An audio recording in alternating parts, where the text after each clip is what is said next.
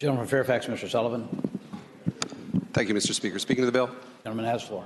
Mr. Speaker, I was going to ask the patron whether the committee had heard or thought about any of the data out there about how many U.S. citizens, people that we know are U.S. citizens, don't have copies of their birth certificates or a passport. The answer is there are a lot of people who we know to be U.S. citizens who don't have a copy of their birth certificate or a U.S. passport. And those are the only two documents that this legislation allows a potential voter to use to vote in a state election.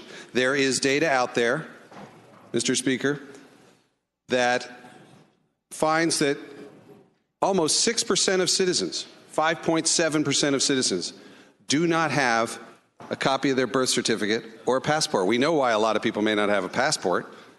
A, it's expensive to get a passport. B, they may not do any traveling.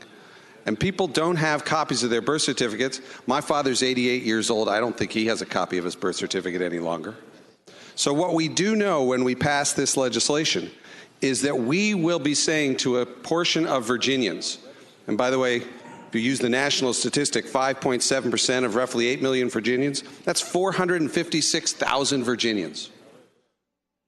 We will be saying to those Virginians whom we know are citizens of the United States, you can't vote for any member of this House of Delegates.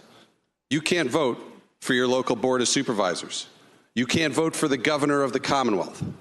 We will be creating an entire class of second-class citizens.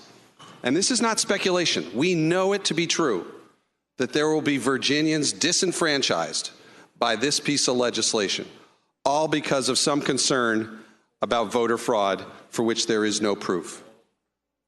456,000 Virginians, if you believe the statistics, and I suggest that you all should, will not be allowed to vote in state elections.